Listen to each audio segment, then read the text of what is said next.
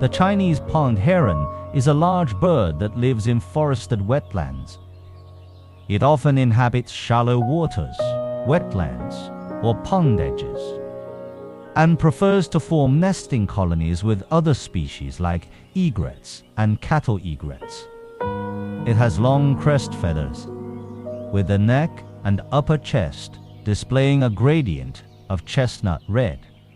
The feathers on its back are lance-shaped and bluish-black, extending all the way to the tail, which is remarkably beautiful. Its most distinctive feature is its long, pointed bill, which is mostly yellow with a black tip. It serves not only as an effective tool for hunting, but also as a weapon for both attack and defense. The Chinese pond heron usually forages during the daytime or at dusk. It especially enjoys eating fish and crustaceans found in the water.